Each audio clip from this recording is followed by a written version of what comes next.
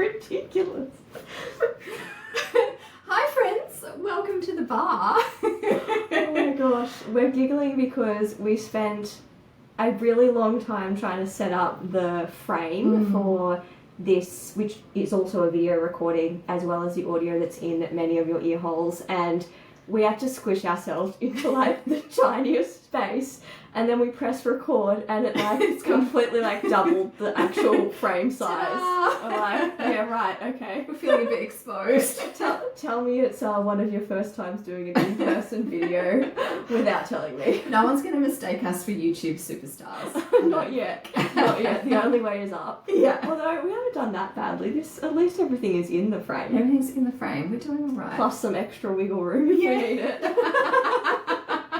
So I feel like this concept started out as a really fun idea. I fear it's turning into more of an experiment that's not going to go that well for you. So we'll see.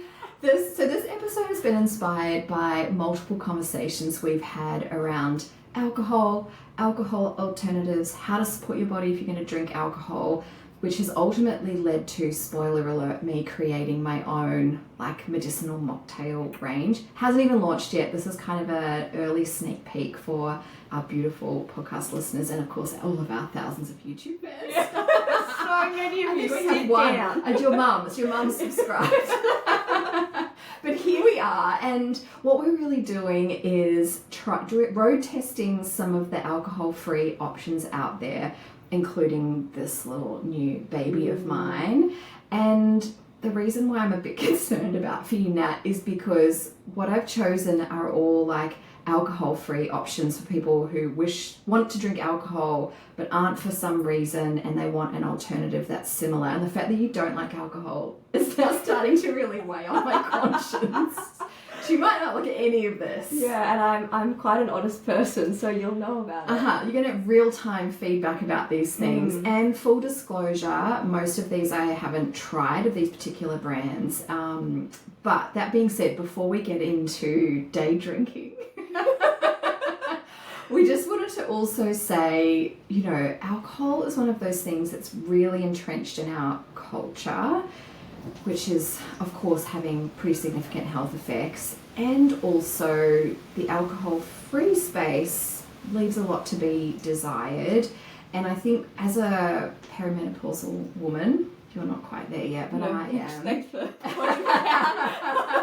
But for anyone who's going through a season or a lifetime of like just abstaining from alcohol, you've probably been underwhelmed with what's out there. So at the same time though, for our health, it's definitely a good thing to be avoiding or minimizing as much as possible, because it's not without its health consequences, is it? No, and I always feel like it's a tricky question to answer when someone's like, well, how much is okay, or how much is not bad for my health? And I feel like my very honest answer to that is, from a purely like physical health perspective, like taking away what it might bring for you socially or relationship wise, or if it's a source of connection or bonding, like that aside, from a physical health perspective, I feel like there is no amount that is a net benefit. And I know that some people might argue, oh well, what about the resveratrol in grapes? And I'm like, do you know how much wine you would have to do to drink in order to get the actual benefit? I do. And that much Literally, and I haven't drunk this much, by the way. I take resveratrol, 66 bottles of red wine. Wow. Yeah, okay. to get around 150 to 300 milligrams. Yeah. So you're probably going to die first. Yeah. It's my Sauce. Yeah. So I'm really sorry to break that news to you. But so I think that's just one thing I want to put out there. Of course, each to their own, and there's many things that people choose to do that aren't a net benefit for their health, but choose to do it and know that they're doing many other things and just accept that, and that's fine if that is your choice. But I would say if you are someone who is considering an alcohol-free life or trying to cut down, it's hugely beneficial because alcohol does impact a lot of things. So hormonal health, your digestive health, your liver prioritizes it and tries to eliminate it because it is seen and is a toxin, so to speak. And certainly in the context of fertility, it's a really big deal. Like, again, I know that's a question that we both get often. If you're in that window of actively trying to conceive, you know, how much can you have or should you avoid it? And my personal answer, again, and I'm usually not a very black and white person, but with this, I'm like, well, really no amount is going to be beneficial. So if you want to give yourself the best chance, then none. And also, again, like, you choose your own adventure. Yeah. But I think it's one of those things that there is no system that it doesn't impact. And I think a lot of people that listen to the podcast have some kind of challenge within the space of either hormones, gut, skin, or mood. And, you know, or maybe that's not current, maybe it's historical, but if that is the case, alcohol is definitely something that you want to try and sideline or at least cut down on. Same with sleep as well. I know, and this is a bit of a double-edged sword. People who are anxious or have trouble falling asleep can experience a quicker road to unconsciousness if they've had some alcohol, whether it's a small amount or a large, but it actually is a neurotoxin which impacts your brain and negatively affects your sleep, not just that night, but for many nights after.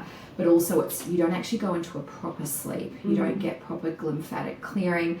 And we're not sitting here in an ivory tower saying we're perfect in any way, but for transparency, you just don't even like the taste, do you? I don't like the taste. I don't like how it makes me feel the next day, even if I only have a little bit.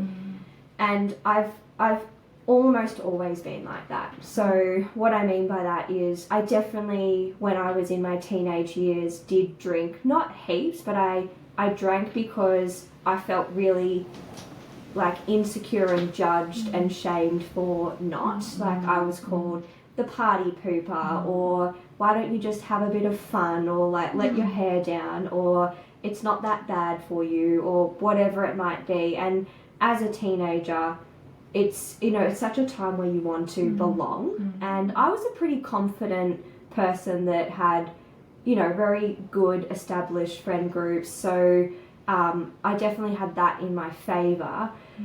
But I certainly stood out, you know, like a sore thumb. And I felt like I honestly really was the only one in my friendship group that didn't drink, except for one other friend who didn't drink for religious reasons. And that was very accepted, but my reason of, I don't like how it makes me feel, I don't feel like it's good for my body, I was always someone that was really into getting up the next day early and exercising. So yes, it's been like a long-term thing, and what I think that I've gotten better at and more comfortable with is being more confident in my choice and not feeling like I need to make excuses for my choice or need to. I think what happens, or what used to happen a lot as I got older, when I would say no and more people became, I guess, more conscious of it not being great for you, where you're not really riding on the ignorance of bliss of youth, is that I'd be on the receiving end of, I would say, like, projection, like, like the comment of, like, passive comments, like, oh yeah, you're a naturopath or a nutritionist, so you probably think this stuff's bad, don't judge me. Whereas, or you know, comments around you're no fun or party pooper, or a very like under the, like an undertone of that. And I've just gotten more comfortable with realizing that often when those comments are made, particularly around like the ones that are more passive in nature, it really has nothing to do with me. It often either has to do with someone wishing that they had the courage to make that choice of not drinking a certain night that we might be out, and they don't. And and I wouldn't even say that it takes that much courage now at all, but that's the perception on their part. Or that they project that because I'm making the choice not to, I'm judging them for making the choice to drink. Whereas I honestly, like, it's the same with food. I don't know if you used to get this or still get this when you're eating out with people who kind of feel like you're watching them or are the food police. I don't give a shit at all what anyone else does with their body.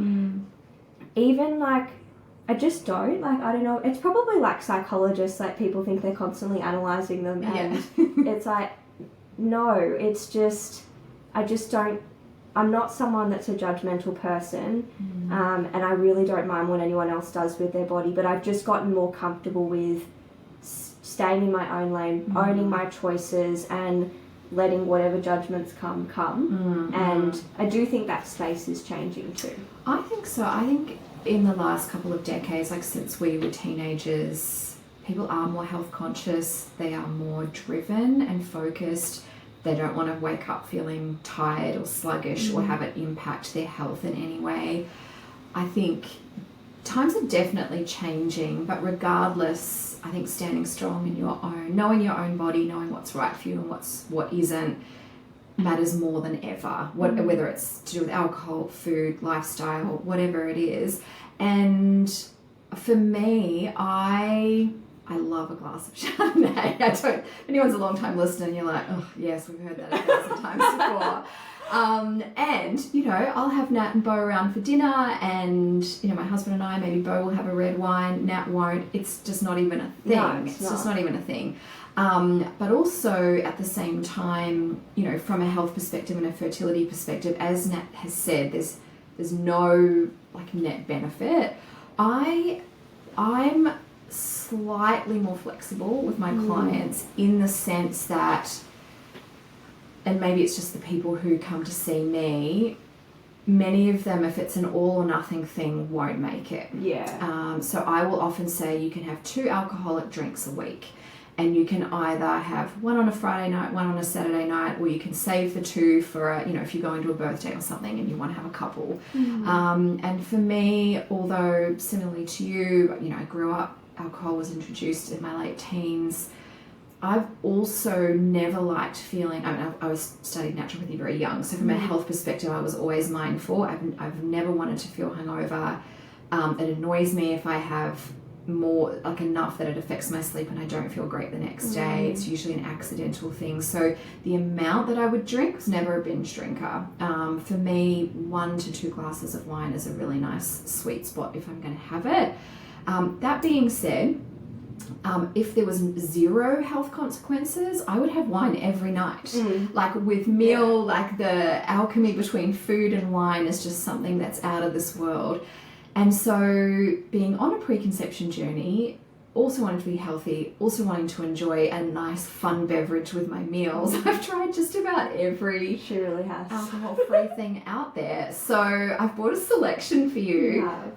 This is really just a random selection from the local sellers. Now, I feel nervous. I'm nervous. Also, to clarify, I don't recommend that, like with clients, I agree with you. If someone is in that space where if it's going to be all or nothing, they're not going to do it. I totally agree. And 2 drinks is such a good place. And also, I think that I can see where, if we're zooming out and looking at the whole picture, if someone just loves wine, like they really are the foodie of the wine kind of. Is there a name for that? Oh, whatever it is, I am. Okay, That's me. It's kind of like, if you feel like you're in a season of life where that feels really important for you and it brings a lot of joy, what's the minimum amount you can have to tap into that joy without overstepping into the negative, too far down the negative path? So I agree with you. And honestly, I also have clients that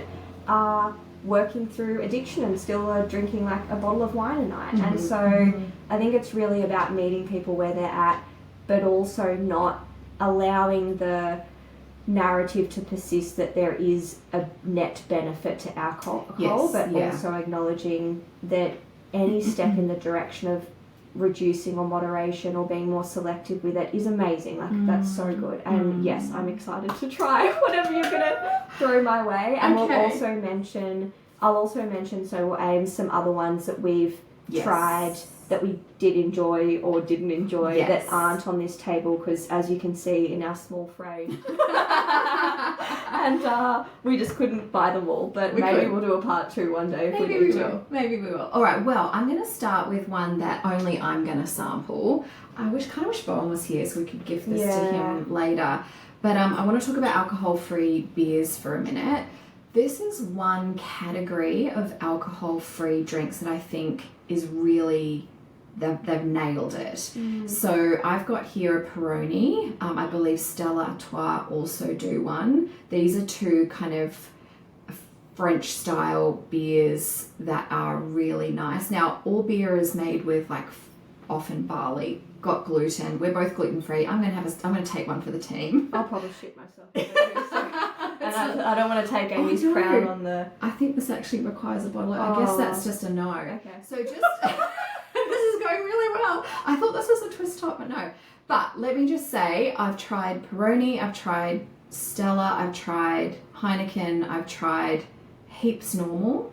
Oh, yeah. There's a couple of other ones. I haven't tried the James Squire. What's the other one that we get? Can't remember. But they're all good. So if you love the taste of beer, they really are very true to flavour.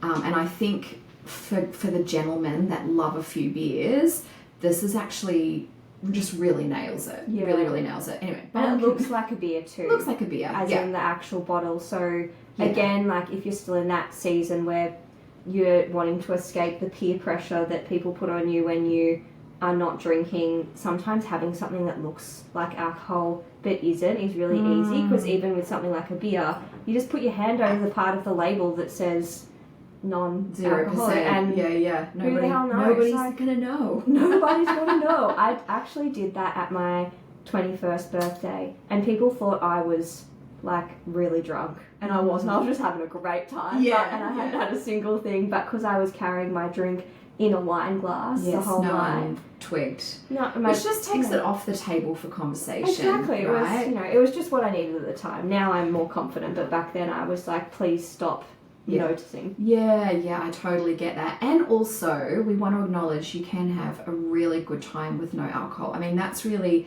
the peak human experience. I remember I went out one night.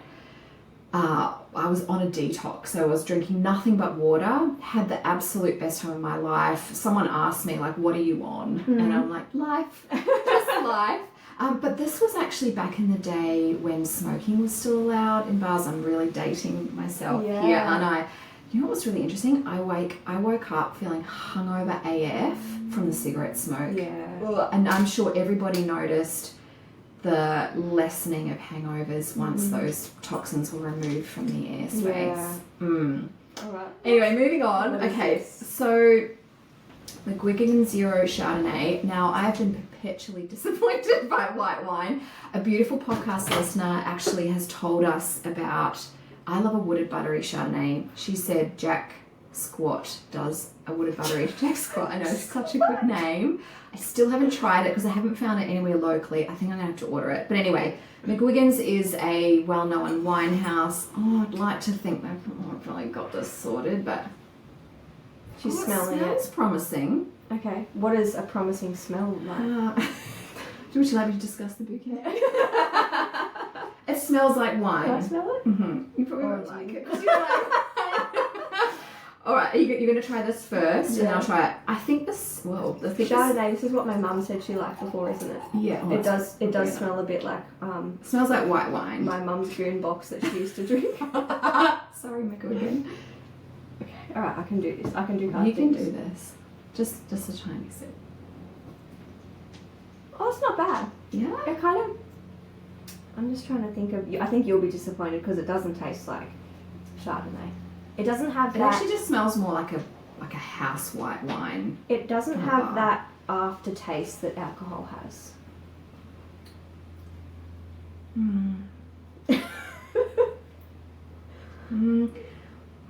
It's passable. Okay. I think if this was really chilled, you know how when things are colder, Yeah. it has less flavour. It's actually not... It's not bad. I was ready to be very disappointed.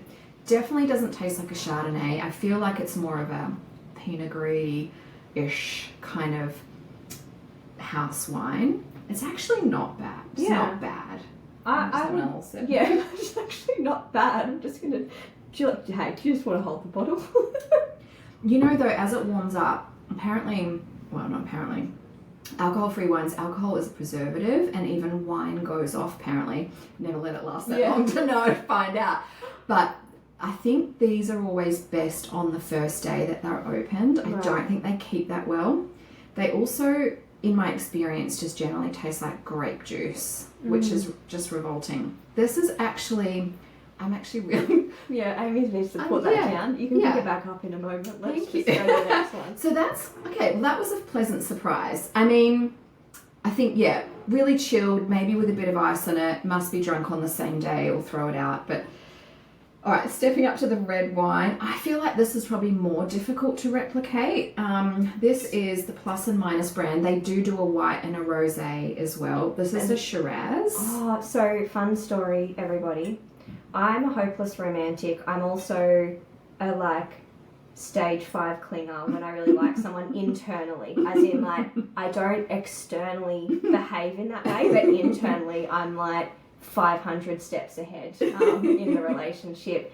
And when I met my husband, he loved red wine, loved it.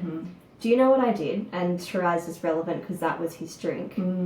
I pretended to like red wine to try and have that in common with him as a conversation starter when we were out, because I was super nervous. Not only did I pretend to like red wine, friends, I asked my friends' parents, who were real wine connoisseurs, if they could host and invite me to a wine night where I could be taught how to sip, smell, and act as if I knew what I was talking about. And they did, and we had 8 or so people there. It was actually Georgie's parents, Georgie's the other naturopath in our team and one of my best friends, and it was her parents, and we went to their house and I got a full schooled in the wines, but I had to taste a fair few and I was feeling pretty tipsy after it. So I did learn how to smell it and swish it. Okay, so you actually have an educated opinion on this. I do. The opinion is that I really shouldn't have gone that far. Do you know, Nat loves harder than anyone I know, and that's just a classic example of how far you're willing to go for those you adore. That's exceptional. Yeah, it's one of many things I've done. We won't mention some of those. No. Maybe with time. Let's just get to know each other further. Yeah. Everybody. We need a few more drinks before we go to those It's stories. a nice colour. It is a nice colour. Thank you for swishing it for us. Oh, this is feeling a bit grape juicy. Oh, really? And a Shiraz is really, in my only one night of experience, quite peppery. Yes, it is meant to be quite bold, full-bodied, peppery. It doesn't matter that there's fruity notes in it, but... I used that just in case anyone was wondering. On one of those dates I went on, I was like, no, it's quite peppery. Fucking no idea what that meant. Alright, give that a whirl. Okay.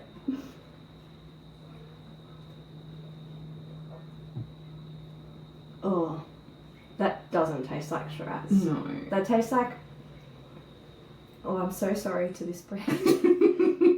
Someone likes it, but just not us. Kind of off cranberry juice. Yes. Oh, now I have to sip it with that in my head. Yeah. Just try and erase. Picture having a uterine tract infection. You've just got to do it. Cranberry's good for Down the hatch. Yeah. I mean, I really want this to be Barossa Valley vibes. Oh man, it's Ribena. Oh, Ribena. Maybe it'd make a good ice block. You know what? Yes, and this would be nice if you wanted to make a sangria. Because do you know what a sangria is? I don't love you enough to pretend that I do, unfortunately. So sangria is like a Euro thing, kind of a Spanish thing, really, and they either make it with white or red wine, and they pour heaps of fruit and ice into it. I've had one of those. Yeah. So it's kind of a fruity punch. Yeah. It's like a punch. That tastes like that with the fruit in it. It feels like, I know that red wine shouldn't be cold, but it feels like if it was cold, it'd be better. Yeah. I agree. It might taste better cold. Yeah, I actually think it would be okay if it was cold, but I get that if we're going through the lens of alternative to Shiraz, it's not going to go with a good steak. I don't know, maybe put some pepper in there. Yeah, maybe put some mulled wine. You could maybe make mulled wine with it. I don't know. So, sorry, soz about that. Let's get to some of these other ones. Okay, let's get to some more fun ones. So, this is... Is that also a bottle? No, it's a twisty, because I fiddled around with this yesterday and found out the hard way. It's Okay. So this is, for anyone not watching on YouTube, Brookie's Free-Spirited Gin and Tonic with pink grapefruit. I do love a gin and tonic, the taste of it. Do you? Yeah. Okay. Well, I will say Naked Mind, I think Naked Life. Naked Life. Yeah. Naked Life do a really good gin and tonic. I've tried a lot of their mocktails, and that one, you just put a wedge of lime and lots of ice, and you would not know the difference. That's the one I feel like I've tried and loved the most, is that Naked. So the brand is, Naked Life. It's actually sold in a lot of supermarkets. And do you need some help? And you're struggling? I might. Sorry. Can you... Give it a whirl. Just give it a whirl. There we go. Who does CrossFit? Yeah, well, not me anymore, but... That's your Pilates arms. Yeah, my Pilates grip, yeah. So, alright, so this is very similar. It's like a G&T. It doesn't have quinine in it, which the other one does. So quinine is an essential ingredient in the typical like gin and tonic or tonic water. This one does not have it in there, so good if you want to avoid that. And with the hint of red grapefruit, it just takes yes, it's still bitter, but there's like a fun fruity edge to it. I thought that you might quite like this, so you can tell me. We both know I'll be honest. Yes, you will. I like the bottle. I feel like if we had this with ice and lime, it would be better. But anyway, I think it's still... I think it smells like lemonade.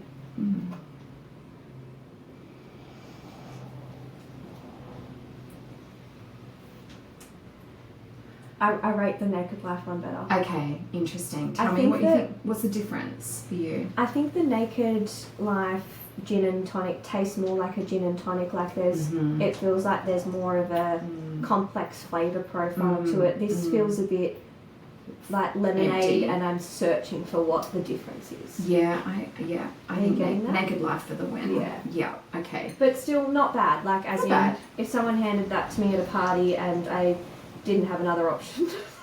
You drink it. It's not gross. It's just that I think I have the comparison in my mind of the Naked Life gin and tonic.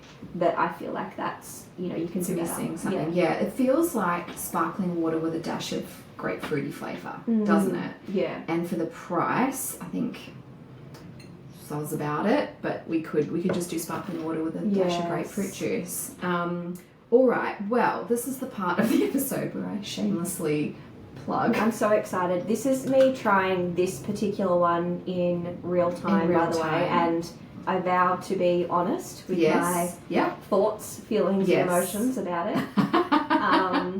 But I really, while you're setting that up, I'm actually so excited that you're doing this. I don't think there's a better person to be creating this line. When you first told me your idea around creating a therapeutic based but non-alcoholic beverage, I just thought this is combining so much of your skill, knowledge, experience, and also really, as much as we're joking, you really do really appreciate alcohol and the taste and the experience of it. And also I think that you have a really great depth of knowledge and of what you could create that creates that same feeling, if not better, and still really mindful of the experience of the flavour and the experience of the actual drink. And I'm just like, this is just bringing all of your strengths and talents and personal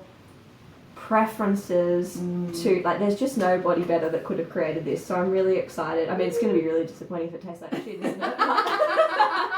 But it's still an R&D, so if it's terrible, you just tell me and I'll go back to the drawing board. But for anyone who's listening to this, and this is the first time you've heard us speak about it, it's really only the second time I think we've mentioned it. So just to kind of put you fully in the picture, I've created 3 herbal formulas that you can add to sparkling water or tonic water or Sodali or kombucha to have as an alcohol-free alternative, but that makes you feel something, because even though I found some good alcohol-free options, too bad I didn't bring them all. Yeah, It's just I don't know where you left them, but that's fine. but they just, at the end of the day, they're expensive flavoured water, and that's fine, especially if you're in the mood for the taste of a beer or the taste of a gin and tonic, but they don't shift your state. And when I was doing a bit of research around it, like, for most people, yes, I love the taste of wine, the alchemy of it all, but often what people are searching for is a bit of a buzz, a bit of a lift, a bit of a frequency shift, a bit of a change in state, either because they wish to feel more of a certain way or they want to feel happy, celebratory, connected, at ease. But sometimes people are reaching for alcohol because they're trying to escape how they're feeling, which might be stressed, tired, overwhelmed, socially awkward, whatever it is. So the 3 formulas I've put together are designed to address all of those. Now, my husband's drunk us dry, so you're getting just one of the formulas because that's all we have left. James later and being like, excuse me. So naughty. So this is just a little mock-up bottle. You won't really be able to see it. They're probably, as you can see, it's been well loved already. This is the Soma, which is designed to, like, when you've had like a really rough day, and this is not you because you don't like alcohol, but for anybody else who's like, what a shit of a day, I just need a drink and like to close that chapter. That's what this is for. And this is also for people who maybe feel a little bit uncomfortable in social situations. Maybe you're meeting new people, or it's a big event. Trying to impress someone on Maybe you're trying to impress somebody that you don't have the drinking in common with. Yeah, exactly. This is designed to just kind of relax your body and mind, but enhance your focus and make you feel like at ease in your own skin and around other people. Aurum, I think, is my favorite, which is designed to kind of feel a bit more like a champagne. It's like heart opening, it gives you a bit of an energy lift, it reduces brain inflammation, which helps you feel happier and more relaxed.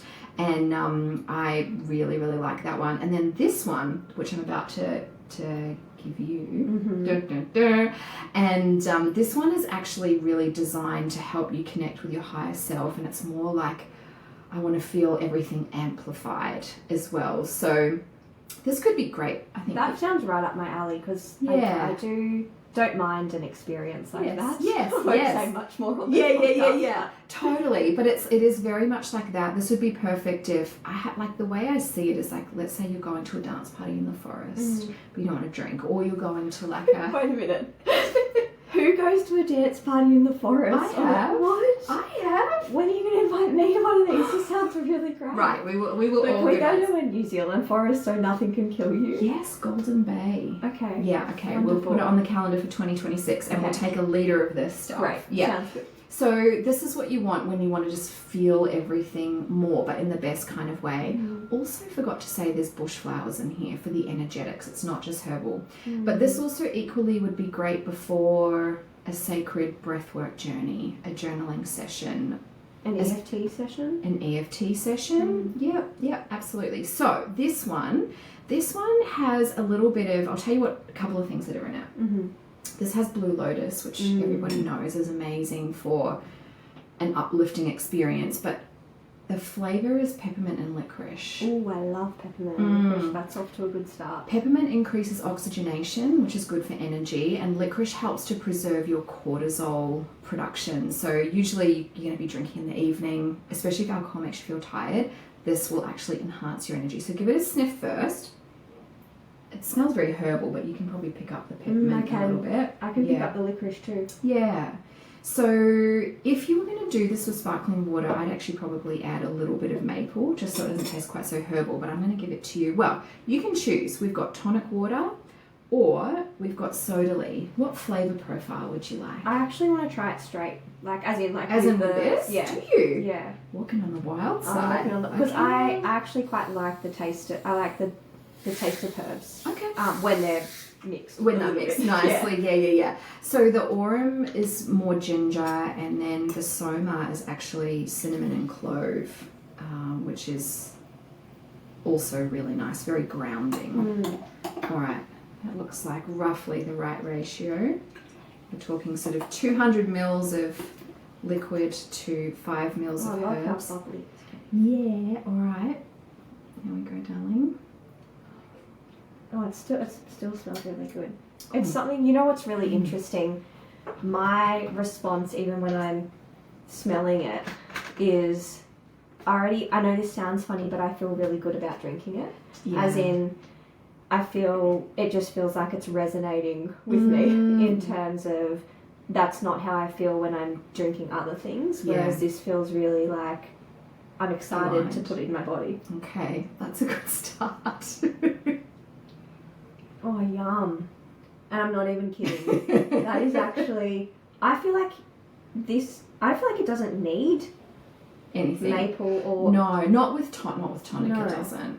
Mm-mm. Even, you know what, my husband actually likes it in sparkling water without maple too, by the way. But some people find herbs a bit strong, and I don't want it to taste like herbal medicine. I'm not giving this back to you, but no, that's fine. Yeah. Where's I've got my own glass. Yeah. It's actually, and I like that I can still taste the subtle notes of the herbs in it. Mm-hmm. And I think what's lovely about it is, especially this blend, I mean, because this is the one I'm trying, that licorice has that kind of sweet-ish flavour to it. Peppermint has that refreshing, uplifting sense to it that it doesn't, it's not like, for example, if you're a client listening, like your liquid herbs that we give you, it doesn't taste like that, just so you know. It tastes much better than that. And it's just really enjoyable. I'm looking forward to seeing how I feel in about half an hour too. Yes. So, you know what was really interesting? So I had two of my besties just recently had a big birthday, the 50, and they had 25 guests join for the evening, and they had plenty of alcohol. So they had a bottle of whiskey, plenty of alcohol. Some people might listen to this and be like, that's definitely not enough, but a bottle of whiskey, 4 bottles of red, 4 bottles of white, a case of beer, which isn't, I don't even know, is that 36 beers or 24, whatever it is. And people also could bring their own drinks. And then I also bartended with mine. And so everyone got one on arrival. And then they just kept coming back for more and more and more. Some people kind of picked a particular flavor, like particular formula based on how they wanted to feel, how they didn't want to feel. And then others did a drinks flight and did like one of each. That sounds fun. And then there was like double shots going down of this one, because this one's kind of the party kind of vibe. And I couldn't believe it the next morning, because we stayed overnight. Whiskey was untouched. Only half a glass of red wine had been drunk. 3 glasses of white. 4, I think. I think I had like 1.5 and my girlfriend had 2. And 5 beers. So they didn't even fill a recycling bin. Like, people actually preferred these. And I know it sounds like I'm tooting my own horn. But so you should. Who cares? It's really, I'm so excited to try the other ones too. Oh, I can't wait to give you the other ones. They're all really... turn into a non-alcoholic mocktail. Yeah. Well, look, this is definitely the plan. And I've created it really for a few people in mind. First of all, I need this. I do care if people don't buy it, but also if they don't, I don't care. I'm creating this for me because I need it. I want a fun little drink with dinner or when I'm out, but when I don't want alcohol. And to be quite honest, I'll tell you another funny story. My husband and I sat down for dinner one night. He just made us, if you're vegan, just skip for the next 60 seconds. Anytime she mentions her husband cooked, if you're a vegan, skip this next bit. But delicious. He made a cattleman's cutlet, which is like an eye fillet on the bone. It is the most outrageous thing. He had a bottle of organic Shiraz to go with it, because steak and red wine are just like best buds. But we just got the final version of this formula in. I was like, wait. Like, before you muddle up your taste buds, I want you to try this, because I knew this was his formula. And we had it and literally forgot about the wine entirely. Had dinner, drank that, finished dinner, went to bed, got up in the morning and went, we didn't even open that. We just completely forgot about it. That's awesome. Which is so cool. And we should say, for context, he is similar to you in terms of appreciates the flavour of things and is such like a foodie in the sense of like food and wine, and like that has that depth of appreciation and for things like that. I definitely feel like Bowen should be sitting in this seat too, because he would definitely be able to give you feedback on some of these, but I'm too scared about what he'd say about the story of the Shiraz. He does know that I pretend to. I was like, oh, I'm so glad you like me now, because just got to let you know that I'm not drinking red wine anymore. I can't keep this up. Well, look, whether or not you're looking for some nights off, a complete alternative, you want a beautiful tasting beverage that makes you feel a certain way instead of just flavoured water, or whether, like Nat, you just don't like alcohol but would love something else. And feeling, because I like a feeling. Same. And it was really interesting at the party, people talking about how they were feeling. A girlfriend of mine filmed it all, which was really lovely. But this is really just a little sneaky reveal that this is coming. We're going to leave the link to the Instagram account. It's the brand is Vespera Botanicals, and certainly in the next few weeks we should have the finished product. I'm so excited. So excited. I want a flight. A drinks flight. Yeah. Well, you know what? I'm going to have a little launch party at home, just a pre-Christmas one. I'll be there. The neighbourhood, you can come around too. We'll have drinks on the balcony, and then, and I'm just flying by the seat of my pants here, but I'm planning to do a proper launch party in the new year.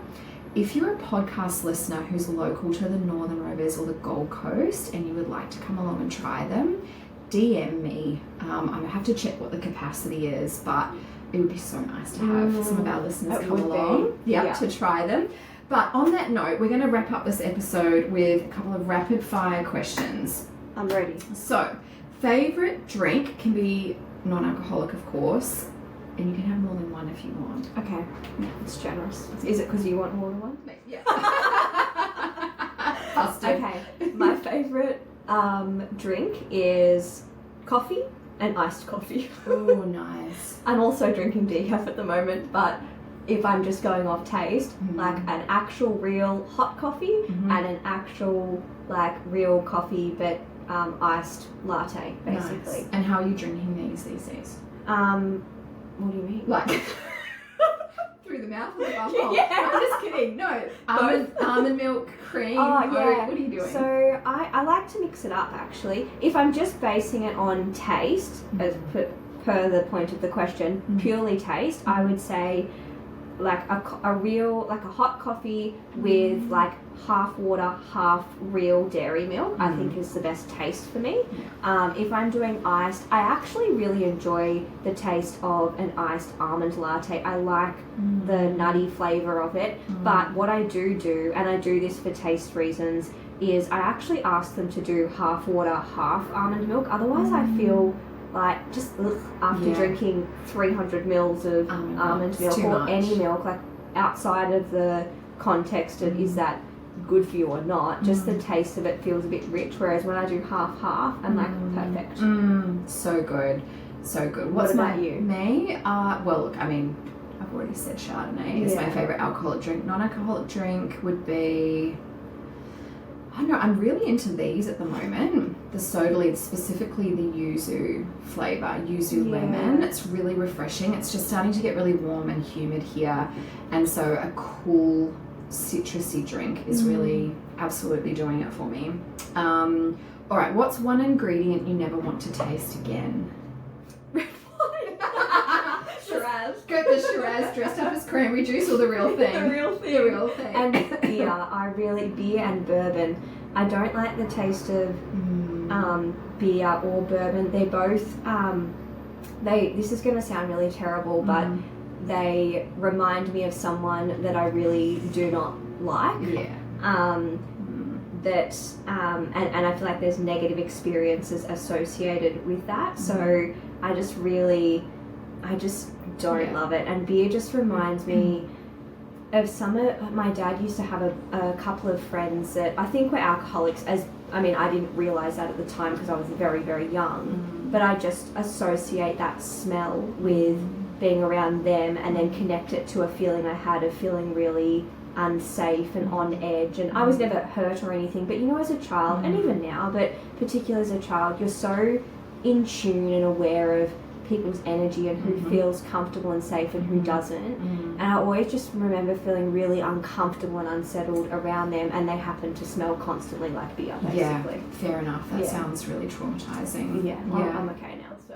How do you go if Bowen's had like red wine and you smell it on him? I think it's a bit of an ick for me, to be honest. Yeah, a bit. I mean, he doesn't really drink very much at all anymore. He still absolutely enjoys the taste of it, but I would say, and I wouldn't stop him, like it's his body and his choice, and I don't want to stop him doing from something he enjoys from time to time, but I personally find the smell of it quite like off-putting. Yeah, it is a bit strange if like one person's not drinking and someone is. Like I'm just trying to think, I don't even remember what the occasion was, but James had been out catching up with a few friends and maybe had a couple of drinks, like nothing really, but like it is a bit strange smelling that on someone's breath when you haven't also been drinking. And I imagine given you don't like the taste, that would be weird. Yeah, it is. It's a bit weird. Gosh, I mean, I've got a few ingredients, but sticking with the drinks theme, Red Bull. Oh, yeah. I had, when I was like 21 or something, I feel like vodka Red Bulls were really big. They were, yeah. Yeah, and I mean, I couldn't imagine drinking that now for a number of reasons, but I remember having one and it was about around midnight. So I must have been out in the city in Auckland. I remember where I was actually, and I was getting tired and someone was like, have a vodka Red Bull, and I'm like, and you can fly home. Yeah, totally. Well, it gave me anxiety. It's what it gave me. I was lay in bed like all night, well, till dawn, with just a racing heart. It was absolutely terrible. So now, a bit like with you, that sort of smell taste, I'm like, that just is a hard no. I mean, I wouldn't dare drink that anyway now, but like, yuck. All right, last question. Okay. Ideal nightcap / ritual. I definitely think for me it's a hot cacao that has some kind of adaptogens in it. That just, it feels really nice. I love something rich after dinner in that kind of the depth of the flavour of coffee. I do really like tea as well, but I would say that I find it more enjoyable to have like some kind of hot chocky that's got adaptogens in it, to have both the depth of flavour of the cacao and the herbs together, and also the benefit of a lot of the calming herbs that you can find in well done adaptogenic hot chocolate, so to speak. And I said this to Amy, not planned before, when she was when we're having a conversation in the context, and one of the formulas can be used like that. Yes, this one, have a little look at the ingredients in there. So this is Soma, the one that's designed to bring you back down to earth, into your body. So the the herbs in there that would be great for nighttime is the chamomile, the kava. It's got a bit of Damiana in it, which is of course good if you have nighttime activities planned. Depends if Bowen's had any wine or not. Well, okay, fair enough. But it's also got clove and cinnamon in there, which helps support circulation, warm you, bring you back into your body. But those spices are so good in hot chocolate. And just recently, my husband and I, we've been putting it in our, which is why this is empty, by the way. And it just actually, it's almost like a chai hot chocolate. It's basically, I tried to smell it. There's very little left in there. I can still smell a little bit. Yeah, just a tiny bit, but it gives this lovely sweet spiciness to it. So it could be a really nice one before bed. Well, it'd be rude not to try it, wouldn't it? I'm looking forward to it. Yeah. What about you? What's your favourite nightcap? Actually, exactly the same. Yeah. I'm a big fan of chocolate. I would. It's a rare day that I don't have some in some form, and a nice hot chocolate at the end of the day. It's just comfort in a cup for me. Yes. And I've played with a few different kinds, and I used to just throw herbal tinctures in there for funsies. Also used to do that with coffee. By the way, my girlfriend chucked this in her coffee one morning. Nice. And had a fantastic day. Great day. There you go. Yeah. So the options are endless, but same with you. Nice warm hot chocolate with some nice therapeutic herbs. So I can't wait to give you that one. Oh, I'm so excited. Well, we'll definitely make sure we put all of the links in the show notes, and you can go and follow Vespera Botanicals, the account, so you can keep up to date when it's not just available here, but actually for you to purchase. And in the meantime, if you have any other non-alcoholic drinks that you want our opinion on, or that you think we must know about that we haven't mentioned or tried, then please let us know. Otherwise, I guess we will... Oh, actually, one more thing before we forget.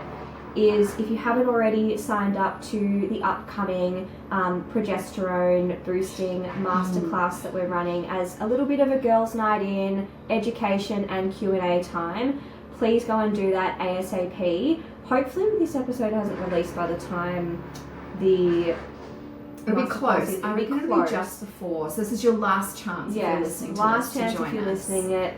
You can join via the link in my Instagram bio, or it'll be in the show notes as well. It's super affordable. It's going to be very comprehensive. We're going to be detailed with the recommendations that we give you, and we're also so excited for you to have some Q&A time with us and just come and hang out for the evening. It will be recorded as well if you can't make it live, but for the full experience, of course, come and join us online for a little chit chat and some really empowering and helpful information that is supportive for your hormones, your health, your fertility, whatever your goals are around that. Yes, and this is your opportunity to ask us questions live too. You know, it's really tricky on a podcast. It's a one-way discussion really, and it's difficult sometimes to answer things over DM and email as well, but this is actually a much better place for you to pick our brains and get your opinion on what's going on for you. So we can't wait to speak to you and see you then. Awesome. See you then, friends. Bye.